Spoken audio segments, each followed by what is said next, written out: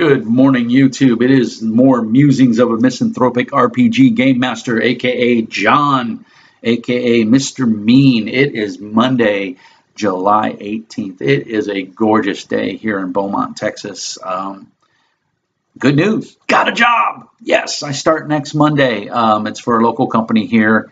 It is not a great job. I am not, going to retire from this place. I'm basically going to work there long enough to find another job, and then I'm going to bounce. But as the old saying goes, it is easier to find a job when you have a job. And since I know none of the people that I'll be working for watch this, I'm not worried about it. But of course, I'm not going to say any names. I am grateful that they are giving me a job, but it's the pay is horrible, and they have crappy benefits. And it's just that at almost 50 years old, I'm a hop, skip, and a jump away from 50, a couple of months away actually.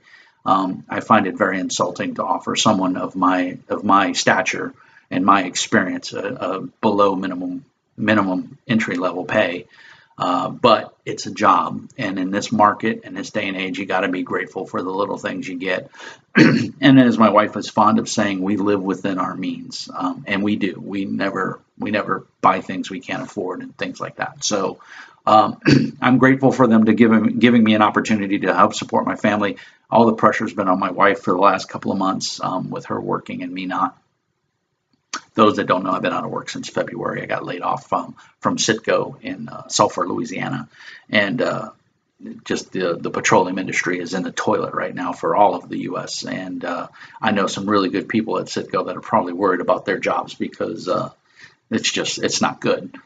But be that as it may, that's the industry that, as the old saying goes, you chose your industry, you chose your job. That's what you do. When the guys are out there in the construction and they're giving me a hard time about sitting in an air-conditioned office, I remind them that you chose your career, So it is what it is, and sometimes you win, sometimes you lose. I lost, but we've been surviving. We've been doing good.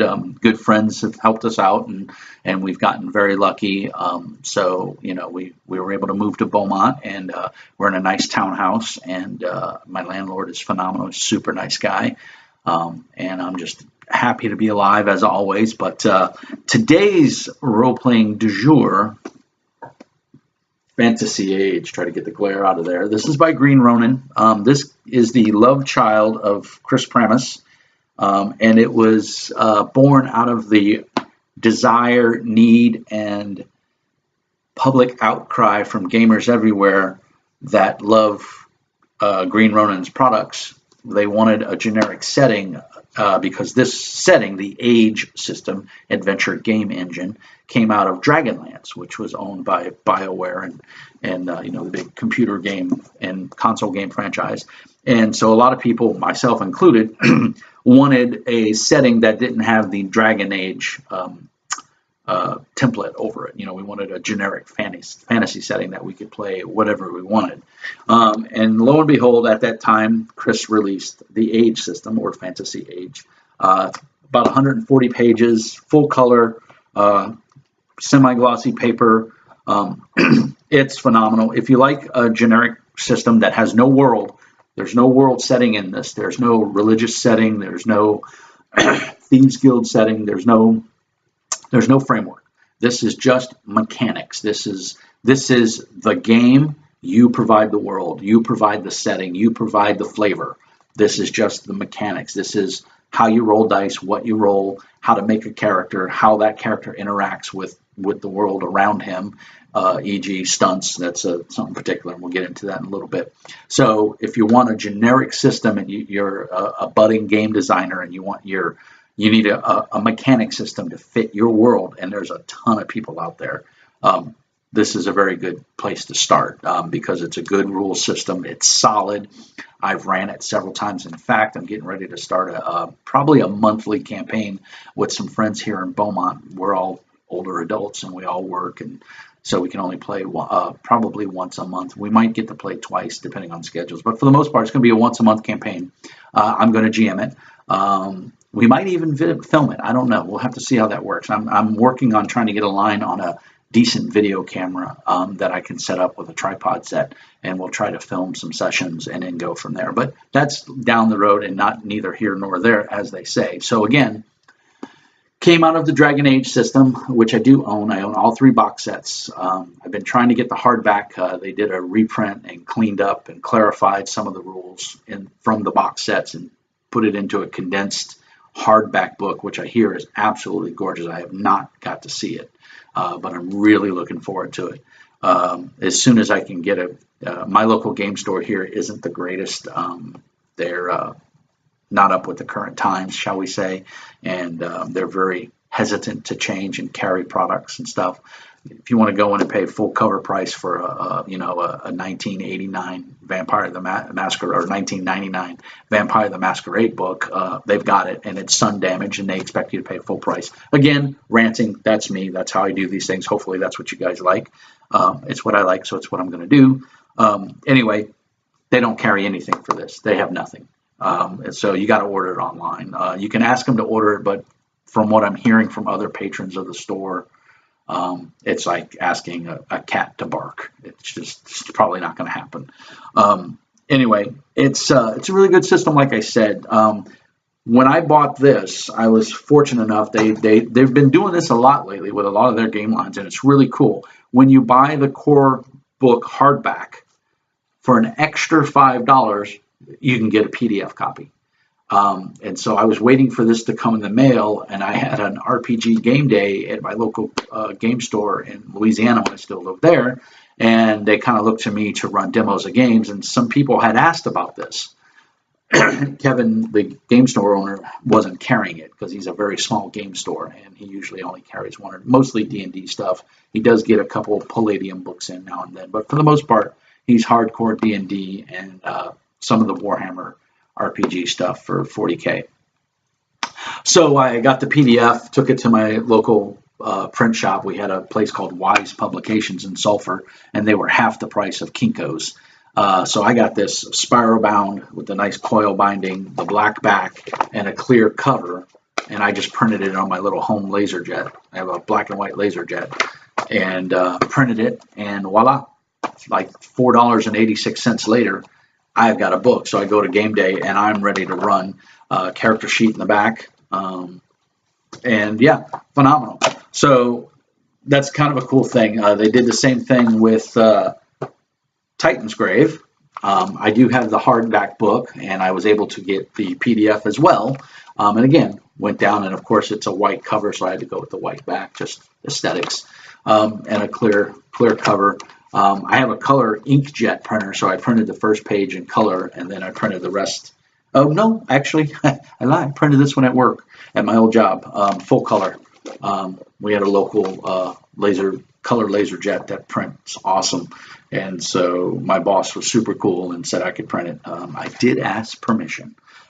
So this goes with this, but this is the sci-fi setting. This is a world. So again, the Fantasy Age or Phage doesn't have a setting, doesn't have a world.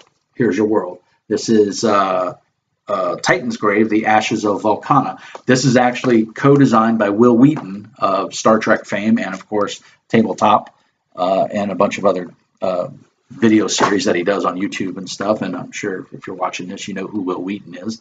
And he actually did, he live casted, or he YouTubed on Geek and Sundry the campaign of this game, of what's in here, because there's an actual adventure in here, and he did it. So this is a world book and an adventure. It does give you one new race. There's not a ton of stuff in here because Fantasy Age, or the Age system, is very generic. So what they did, the big sci-fi stuff they added was shields. You can get energy shields, so to speak. You can get basically laser guns that run off of a battery, and there's 3 different types of batteries. And then a new race, which are these reptilian characters. And I'm trying to find the page here. I should have been the Sauron.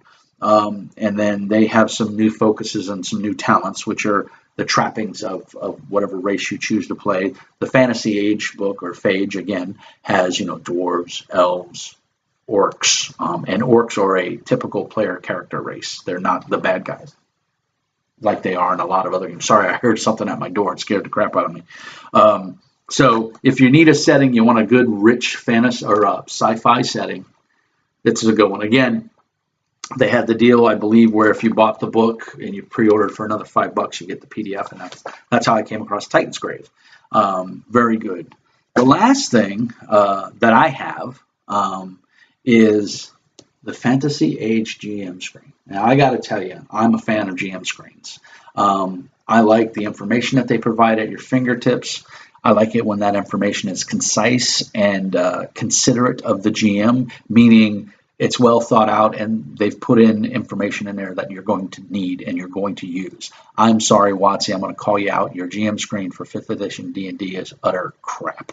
I don't need a list of names. I'm a GM. With a laptop at the gaming table, I can pull up a list of names from anywhere. And not to say that those GMs who can't may like that. And if that's the kind of thing you like, hey, it's awesome. You know, it's a good GM screen for you. I personally thought it was crap. It didn't have a lot of information on it. It was a lot of wasted space with a bunch of interior art. Again, I'm the GM. I don't need art facing me on my GM screen. I know the world I'm playing in. I know the look and feel of the setting that I'm trying to run. So I don't need art to remind me. And again, if I did, I have my laptop at the gaming table, and worst case scenario, I have a cell phone. If there's a specific image, I'll just text it to my players. You know, everybody's got cell phones nowadays, or everyone's got their laptop at the gaming table. I'll just throw the image up on the big screen. I have a big 60-inch plasma TV here, and I can just cast an image to it, and everybody can see it. So again, I'm sorry, rant again, but wasted GM screen, total waste of $20. This one, first, let's do this. Let's try to get here's the art. I'm trying to get it where it doesn't have a huge. There you go. So, I mean, there's the art going all the way across, as you can see. And then I think it really sets a good tone for the art. I really am impressed with it. It's definitely a sturdy GM screen. Like I said, the art's perfect. I mean, it's not too over-the-top fantasy. It's not too low fantasy. It just, to me, sets a good feel for the game, and I like that. Now, the inside is a plethora of information for the GM, and hopefully you can see all that. You can all zoom in on it, or go to, better yet, go buy it. I mean, tons of information here. So on your left-hand side, as you're looking at it, it gives you your ability focuses. Focuses are like your distinct skills that you can use under a certain attribute. So like accuracy, you have Arcane Blast, which is default for your mage.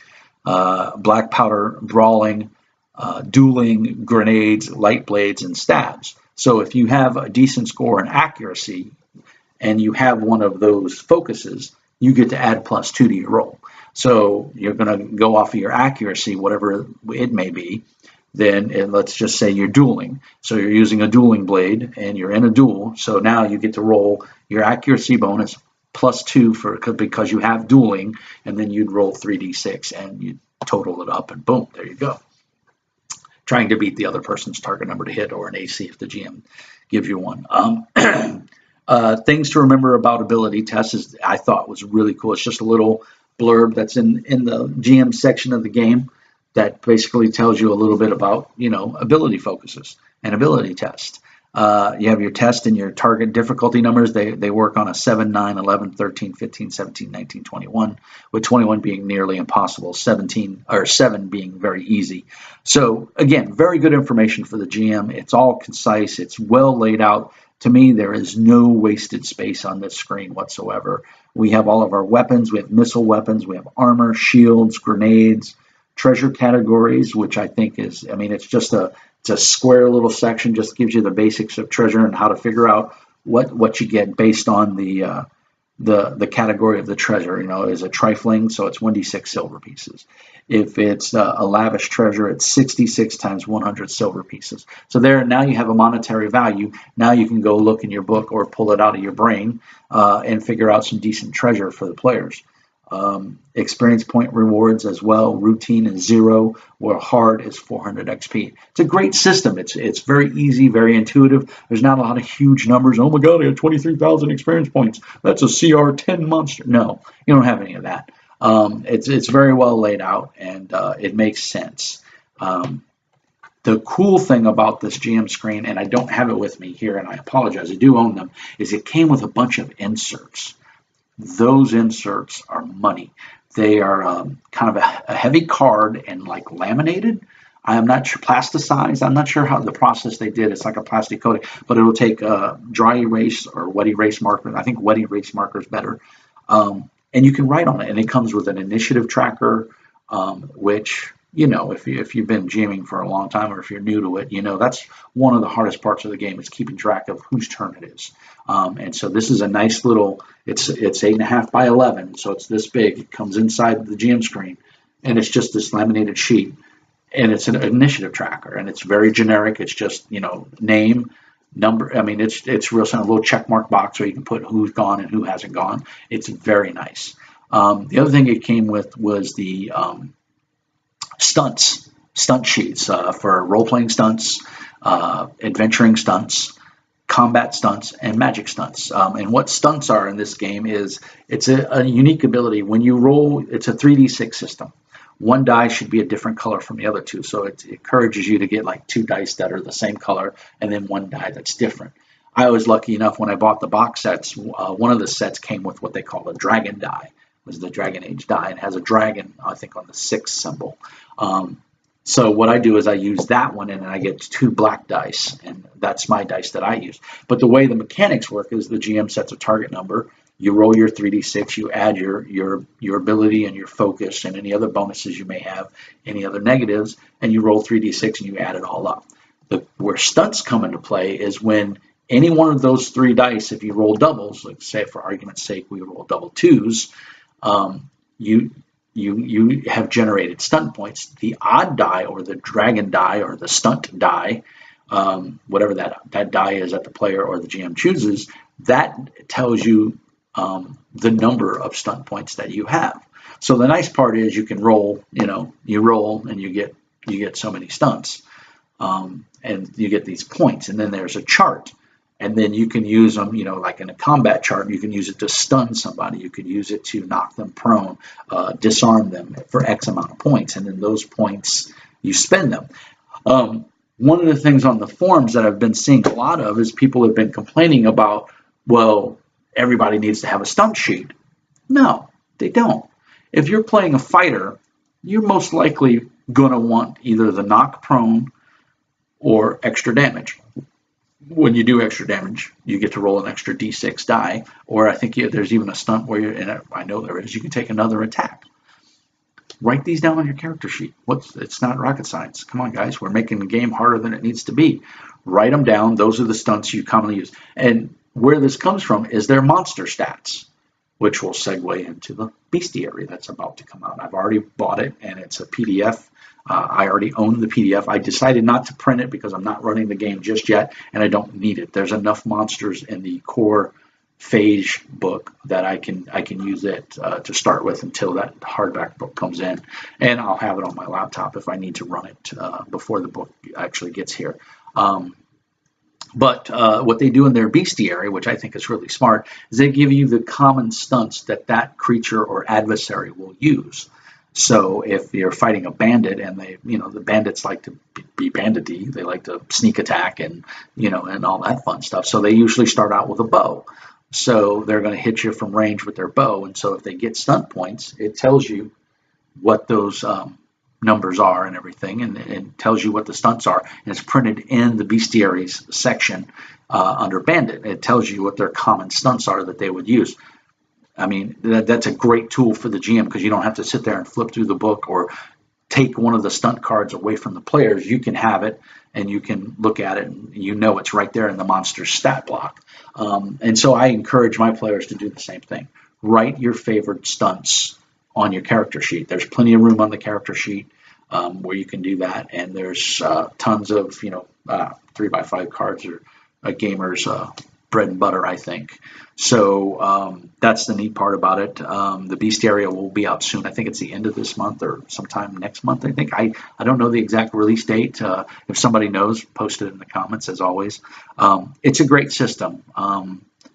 If you're looking for a generic setting and you want an easy, simple to wrap your head around game system, this is the one, man. If you've tried D&D or you've tried Warhammer Fantasy Roleplay and you're like, oh, it's too complicated, I can't, it's too much, it's too crunchy, Here, this is a less crunch. I mean, the only game I can think of that's easier to run than Fantasy Age is Savage Worlds, and that's my go-to system. I mean, Savage Worlds. I need to do a review of Savage Worlds because it's a phenomenal system, and that'll be one of my other videos. Sadly, we don't have the spare bedroom put together yet. I don't have any bookshelves. We sold them when we left Louisiana, so all my books are in boxes, and I've got 26 boxes, moving boxes of game books, 26. So, and of course, I didn't inventory what was on each box because we were in let's get the hell out of here mode, and so books just got thrown in. So I was lucky enough to be one of the first boxes I grabbed was the Fantasy Age stuff was in there, but I couldn't find the inserts for the GM screen. But again, back to the point of this little video here, it's a great system. It's being well supported. Those of you that have your alternative lifestyles and your alternative views that you like, or people that just like to play with strange characters or outside the normal aspect of what most consider normal. You can have gay fairies, whatever, lesbians, transgender, whatever. Blue Rose RPG is also going to use this system, and that's a romantic fantasy role-playing game. I own the original copy of it when it came out. I think it was 3.0 or 3.5. Again, it's buried in a box. I'm not into that kind of stuff, but I thought it was ahead of its time. I mean, there are kids and people out there that are ostracized and picked on because of their choice of who they choose to love or how they choose to love, and I don't think that's right. And I think that a game that supports that is phenomenal. So again, the game's not telling you to go out and be a lesbian or go out and be gay, but it's just saying these things exist as they exist in our world here today. Role-playing games are just a reflection of what we would like to be in our world. So this is an outlet, I think, for kids, and I think it's a positive outlet. So I give much props to Chris and Green Ronin and Nicole and the crew over there for producing such a forward-thinking game. And again, it's going to be a cool setting. So nothing says you have to have gay, fairies or anything like that. Maybe you just like the setting and you want to use it, and you're more than welcome to. And I'm telling you right now, I'm going to pick it up because I'm a collector. I like my games, and I think it's going to be a good game. So looking forward to that when it hits. I don't know how they're going to do it. I haven't been keeping up on the Green Ronin forums. Busy weekend, getting ready for work and everything. But long story short, go support Green Ronin. They're a great company. They make fantastic products. They support their customers very well. I've never had a problem ordering anything. Actually, funny story, I did order when I ordered the Titan's Grave, but I believe it was either Titan's Grave or Fantasy Age. The code, the $5 code, wasn't working for the PDF, and so I emailed them. And I mean, like within the next morning when I woke up, there was an email from one of the guys at Green Ronin. I think it might have even been Nicole. I'm not sure, but said, hey John, sorry for the problem. We're aware of the issue. Here's a code. Go buy your book as a PDF, add it to your basket, and put this code in, and it only charge you $5. Because I had paid the extra $5 when I originally bought the book, but it didn't give me an ability to generate a code or actually get the book. Actually, I stand corrected. It didn't give me the option to buy the book for $4. And Green Ronin was aware of it, and so I emailed them and said, hey, I really want the PDF, and how do I go about getting this, because it's not giving me an option. And like I said, they were on it. They got right back to me, got my code, got my PDF, printed it out, went and ran my game that weekend at the local game store and had a blast. So it's a fun system. It's very easy to pick up. I think it is one of those games that's very kid friendly. If you have some 8, 9, 10-year-olds, siblings or children, or your own kids. I'm a parent. This is a game I would run for my kids because I think it's easy enough for them to pick up. It's D6 dice, which kids are familiar with. A lot of their board games come with D6s. So I think it's an easy game for kids to play and pick up real quick. It's not very hard. And if you buy that GM screen, which you don't have to buy, you can download those stunt maneuvers and everything off their, I believe, off their website, or they're actually in the book. If you buy the PDF, you can just print off a sheet and you've got all the stunts there. So you could give those to the kids, laminate them, put them in a page protector, give them to the kids. It'll help them out. So I think it's a great game for kids. It leaves their imagination wide open, and with no world setting, you can have them help you create the world, which I think is a great learning experience for kids. It's a great socialization tool, and I think gaming in general is just good for that. And it gets them off of that PS4, or that Xbox, or that PC, and gets them interacting with their friends and family, which is what kids need nowadays. They don't need to be Pokemon Go running around looking for stuff and getting hurt, or not to say that they will, but I think role-playing games are a much more expressive and positive way for today's youth to spend their time than sitting, zombie-fied in front of a console playing a video game and talking smack to people online. But anyway, so that's going to wrap it up for this video. I think this might be a 2-in-1 day video. I think I'm going to do another one on Wizards of the Coast, D&D, pros and cons, what I like, what I don't like about it, because I'm getting ready to run a D&D game for my local group. So stay tuned for that. As always, like and subscribe. It helps me out a lot. Constructive criticism is always welcomed. If you want to be a troll, I'm just going to delete you. It's no big deal. It doesn't hurt me. It doesn't hurt you. I don't care. But constructive criticism is just that, and I take it with a grain of salt. I am not a professional. I'm just a dude rambling on YouTube and posting the videos out there for the world to see, and hopefully giving you an insight to some cool games that I think are cool, and hopefully you will too. And if you pick them up and you get to play them and you like them, drop me a line and let me know. Tell me, respond to this video. I will reply. But other than that, I'll put a link to Green Ronin's web store in the links below. And again, like I said, like and subscribe. It helps me out a lot. Peace and hair grease. You guys be great. Thanks, man.